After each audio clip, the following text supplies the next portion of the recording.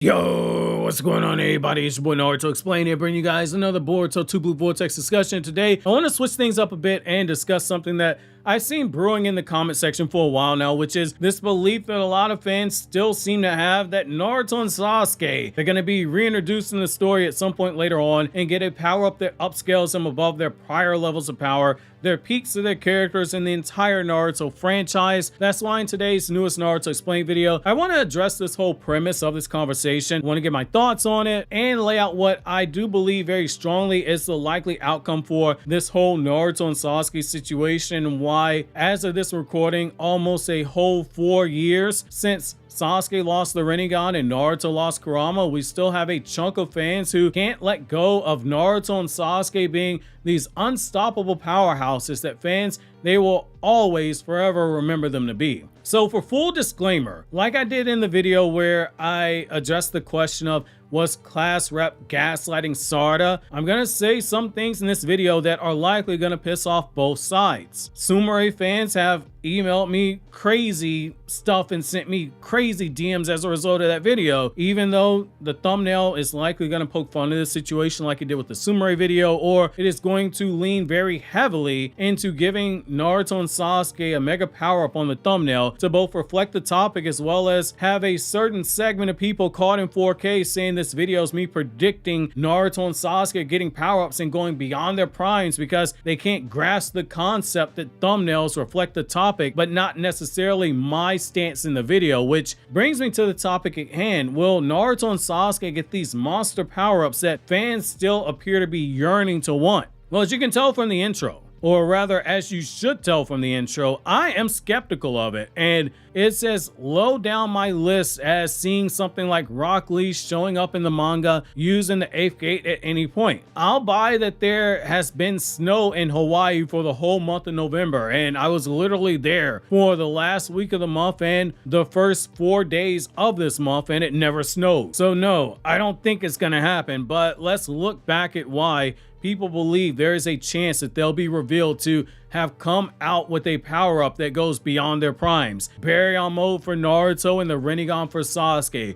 First, we have to move into the other aspects of this video, which again, disclaimer, I'm probably gonna piss off some people. So you have what a lot of fans who think that you can't really write Naruto and Sasuke out the story in the manner in which they left and then not power them up when they get released. They feel, which you'll hear me say the word feel quite a bit, so I don't recommend taking a shot every time I say that word, but they feel like it will be a disservice to their characters. Naruto was sealed away without any power to stand up to Kawaki, who said he was going to kill his son, and he was unable to protect his wife, which for someone like Naruto, who grew up without a family, the inability to protect those who you care for, it is a pain that cuts deeper than any wound that comes from a physical attack or ninjutsu. For Sasuke, they feel like he should get another power for the same reason. Sasuke was left telling Boruto that they stood no chance against Code, who in his base was that big of a threat, and not even bothering to use karma in that fight. Yet Sasuke, the strongest Uchiha to ever live up to that point in the Naruto timeline, Sasuke saying they literally stood zero chance against Code. And staying in character for Sasuke, he's not the type of person to make that claim lightly. If he says it, then his word is bond, and you can trust what he says to be true. The once proud and mighty Sasuke Uchiha,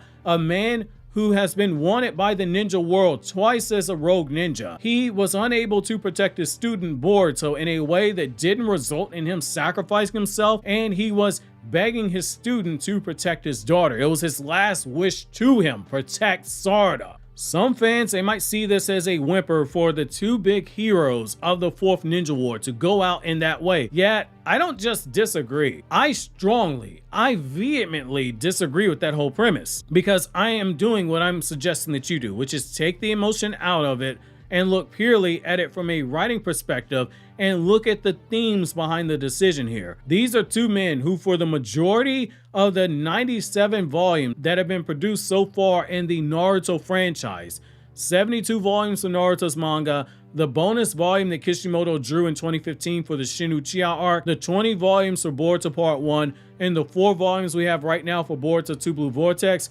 purely from a totality of the circumstances perspective, where you gather up all the evidence and look at it, it just lines up that the guys who have been able to bulldoze whatever problem is in their way, it lines up for why they went out in the way that they did. It's a sign that even the strongest of us, including our heroes, the mythical Naruto and Sasuke, they have obstacles they can't overcome. It is a sign of how deeply their characters have evolved, that they went out the way they did. Naruto once proclaimed that he would be a Hokage like no other Hokage before him, and that the circumstances of his life, it led to him doing just that. The entire world was telling him he needed to kill his son, including a fellow Kage in Gaara, who personally knows firsthand what it's like to have a burden that comes from having a father and child Kage relationship where the father once tried to have him killed. And yet Gaara still made that request to Naruto to choose the lives of billions over the life of his own child. Hashirama, by his own words, would have killed his kid had they been in Madara's place and gone against the village.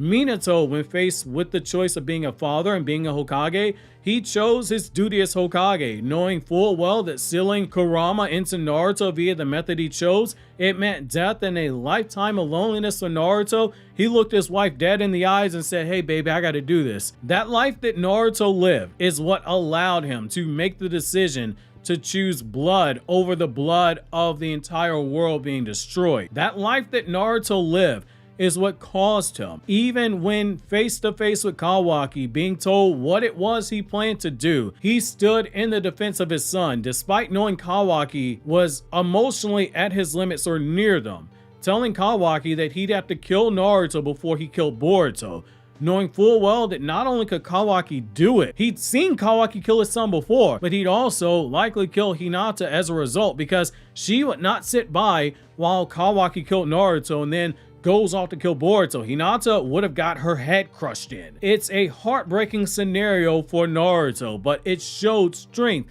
that fans do not give enough credit to. It's actually heartbreaking that some of Naruto's biggest fans can't fully grasp and accept what it is that we saw here. He lost Kurama. His Rasengans, they don't go boom, boom, bam, bam as big as they once did. Naruto can't get it up like that no more. But this was Naruto at his strongest. He showed how strong the power of love was in a story where one of the core themes outside of love was also about the bonds of parents and children. He showed that despite not having the power of a Jinchuriki anymore, he was still a man who was strong enough to protect his family or give everything that he could in order to protect them, even if it meant giving up his life for them. That is honorable as hell. Sasuke going out the way that he did, he showed his trust in Sarada, who begged him to save Boruto because he was innocent, and it showed how strong his conviction was in his belief that Boruto and Sarada were the keys to something bigger that needed to be prevented. He was someone who had gone through Otsutsuki dimensions in the past. He had fought numerous Otsutsuki, yet the specter of what was coming that he could feel in his bones was coming was enough for him to give himself in order to protect Boruto, because his gut told him Boruto and Sarada, they were the keys to the future being protected. A man who was once a boy, who had lost his family because of village politics, was now a man, a father himself, willingly prepared to give his life to not just protect the village that was the cause of so much of the pain of his past, but also the village that his daughter, the last hope of the Uchiha clan, had told him her dream was to be the future Hokage that led that village that was the source of so much of her clan's pain. There is a certain degree of poetry and honor to their sacrifices, decisions made by these two powerful men so soon after they had lost the greatest source of their power, that giving them a power-up that puts them beyond what they were before or is as strong as they were before, it cheapens the sacrifice. Yet, even though they were physically weaker, their strength, in particular the strength of the heart, it was stronger than ever before. There's a certain poetry when you consider that even though in universe shinobi are shown to maintain their physical primes going well into their mid-50s, we saw a decline in Naruto and Sasuke that mirrors how men at their ages in the real world are either in the maintenance stage where they are holding on to the strength they gained from, or they're beginning to see a slow decline in strength. Naruto right now is in a space where time doesn't flow. He doesn't age. It's not a room, a spirit in time, like I've seen people who are into Dragon Ball claim. And I get it. Ikimoto is a big Dragon Ball mark.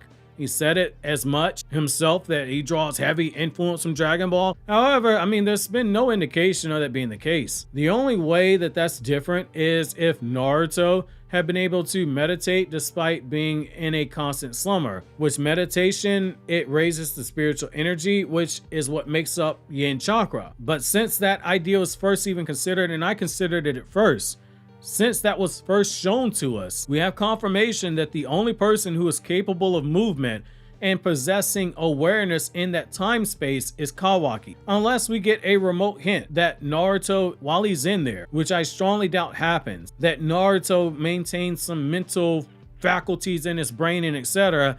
I don't think that we get that conversation being had in an honest way, that Naruto can come out stronger because he was in that Daikokun dimension of taking advantage in a place where time does not flow. Sasuke right now, he is a tree. His chakra is literally harvested to make Hidari's Thorn Soul bulb, and he appears to be hovering in that funky space where he's not at absolute zero, which is death in the Naruto world, but he's not in a position where he can talk either. They are, for all intents and purposes, they are written out of the story. Maybe you could argue that when Hidari is destroyed, that perhaps the chakra of his Thorn Soul bulb contains Hidari's essence, which is the product of Code's Karma Seal in the Shibai cells and the Tentels. Hence, you likely are going to see on the thumbnail a horned version of Naruto and Sasuke with Karma. If, of course, I don't tell the channel artist to troll on the thumbnail.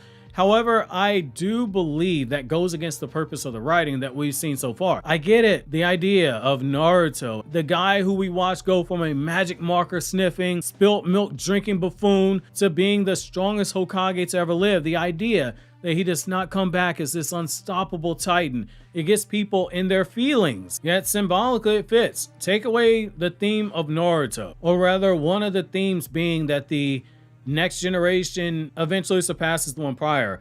Their situations show that no matter how much you want it not to, the time itself does not stop for anyone. And in some cases, time can be stolen from people, yet that doesn't mean that time and progress don't move forward, because they do. That's the cruelty of the human experience that I don't see people talking about enough when talking about Naruto and Sasuke situations. In all honesty, when you take the emotion out, when you take the nostalgic feelings that you have for Naruto's character out of it, and you read Boruto from the perspective of Naruto as a father and the duality of his role as father and Hokage, it becomes both heartbreaking and realistic that a guy who grew up without a father did not know how to juggle being Hokage while being a father, even in this fantastical world, and that he pedestalized the Hokage job, his dream job that he finally got, to the point he doesn't use shadow clones for paperwork. Which, to learn more about why Naruto does not use shadow clones, because I'm not going to explain every detail of it here, I'll leave the video in the description box down below, so in that see more section, for those of you guys who want more answers on it. Now, I get it. It doesn't feel good to see Naruto and Sasuke. They're not going to be the top dogs of the series, but a story, it doesn't care about your feelings, especially when the whole first part of the story had the two of them as being the main protectors of the ninja world, and both of them were written as being the last line of defense for the next generation. Naruto when he stood up for Boruto before he got sealed away, and Sasuke when he bought time for Boruto to escape. They were the last line of defense, and they were serving as one of the last pillars on the bridge for these young tree buds that Naruto told the 5 Kage, himself included in that they had not yet blossomed. The new generation had more potential than Gar and the others were giving credit, and Naruto and Sasuke were laying down to be some of the last pillars that were needed to uphold the bridge that Boruto and Sarada are now walking across, now being those blossom tree buds that Naruto said were coming, because that is how progress works, and that is a core theme to the story of Naruto. To ignore that core theme means that you're not really a Naruto fan, in my opinion. What, because your favorites are now in the position where the story is calling on them to be these two beloved heroes who go on to do the same thing that past generations did in universe for the story, because it's now their turn? You don't want it to happen? it says you're a fan of Naruto, it says you're a fan of Sasuke, but you're not a fan of the Naruto writing. Those two things, they can be true. Respectfully, this is coming from someone who will say, I enjoy Naruto's story more than I enjoy Boruto. I could do a whole video on why I enjoy Naruto way more than I enjoy Boruto, even though I primarily do Boruto content here on the channel, where it is shifting towards there being more Boruto content overall than Naruto content, even factoring in shorts, because that is what the data says that you as my audience want. Most of you guys want Boruto content, which, to again clarify, I do enjoy Boruto, but I will die on the hill. I think Naruto is a better written story, in particular part 1 as well. And despite Naruto's story spoon-feeding themes to you better than Boruto does, which uses more subtle writing, which that's actually better writing in my opinion, but I enjoy Naruto more. Respectfully, if you want Naruto and Sasuke to be shown as these monsters who are dog-walking everything in front of them, or fighting tooth and nail to overcome the odds that are in front of them, I got great news for you. I suggest watching the 720 episodes of Naruto, the multiple movies. I think there's like 14 Naruto movies, all of the OVAs, because that era as you knew it, it is over. Again, this is not me saying Boruto is better. I know some dumbass out there is going to say, this is you white knighting for Boruto and you think Boruto's better. Let me restate again, I think Naruto is a better written product than Boruto, but both things can be true. I can enjoy Naruto more as a series and still say that Naruto and Sasuke's era as we knew it, it is done. I can enjoy Naruto as a series and still say that there have been and will continue to be characters in universe in the Boruto era who scale over some of our beloved Naruto characters, because Boruto, using less DC based displays of power and leaning more so into AP and AoE displays of power, due to, as Kishimoto said in 2016, it being a intentional choice to present these powers differently, which 99% was likely in response to the fan base back in 2014 screaming Naruto versus Toneri didn't feel like a Naruto fight, and it felt more like a Dragon Ball Z fight where you had auras and you had all this flying and the sonic booms and the speed bursts and etc., and that they missed taijutsu being the main source of battles, which again is very ironic given that Boruto fights are primarily taijutsu based, the thing that people said that they wanted. Reason number 900 that you ignore fans, because fan is short for fanatic, and fans are fickle, and fans don't know what they want until you as a writer give them the experience and convince them this is what they want. I do think the most likely outcome here, which is what you've probably been waiting for, is that you get a similar, albeit a ridiculously done thing in my opinion, upscaling of the current power. The same way that the Edo Tensei Hokages were shown in the war arc on a sliding scale. So for instance, right, like 69-year-old Hiruzen, he was struggling against two nowhere near full power Edo Tensei first and second Hokage, and struggling against Orochimaru, a weaker Orochimaru than the ones you saw in the war. Albeit the anime does strongly imply that Hiruzen had a mental nerf when you consider the anime only scenes or the Konoha Crush arc, but as you guys know, I don't care for anime added material. I only care about the manga when it comes to Naruto product, at least. Yet Edo Tensei Hiruzen was pushing the Spiral Zetsu summoning back and reacting to attacks that should have far outscaled anything he was capable of based on what we saw from 69-year-old Hiruzen display. The same with Tobirama, who died a victim of the Gold and Silver brothers, who almost killed him in the first ninja war during the 5 Kage summit that Tobirama had used to try to call off the war, and then they did finally kill him when he fought against the Kinkaku force that was being led by them in a 20 versus 1 battle. End of the day, Tobirama was a Kinkaku victim. Hashirama was shown upscaling Madara's full power, constantly saying that Rinnegan Edo Tensei Madara was weaker than the Madara that he fought, despite this Madara having both a Rinnegan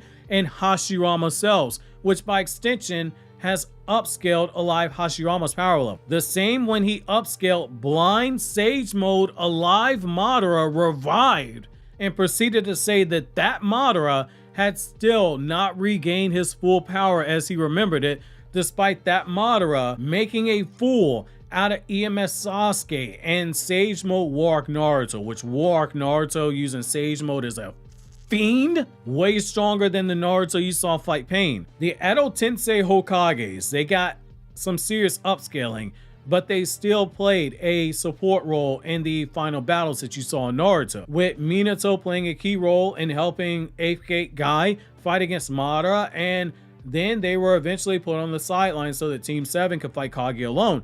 If you ever see Naruto and Sasuke return before the ending of the manga, it is very likely that's gonna be their role, and that is okay. It might not make you feel good, but how it makes you feel is irrelevant to the intention of the narrative of the story that it's laying out as it continues on one of the themes from Naruto. Again, I will say it, I think you have a lot of people who are more so fans of Naruto and Sasuke and not fans of the Naruto story and the themes of the Naruto story. Both things can be true. You guys have heard me say before, there are stories where I love the story, but I don't care for the main character. I think the reverse has happened here.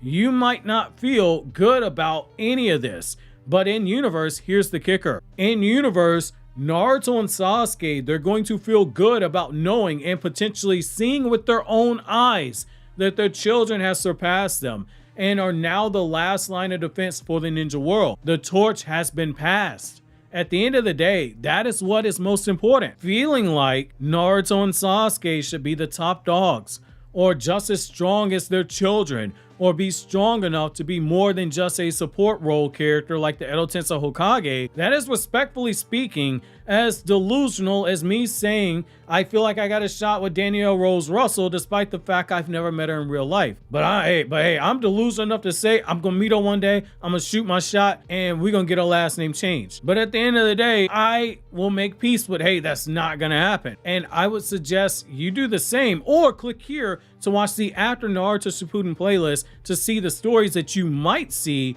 if we get another Naruto anime that covers the blank period in full, since Shippuden didn't do everything. Or click here to watch my newest video from Anime Explained, where I discuss non-Naruto content in a no-holds-barred fashion.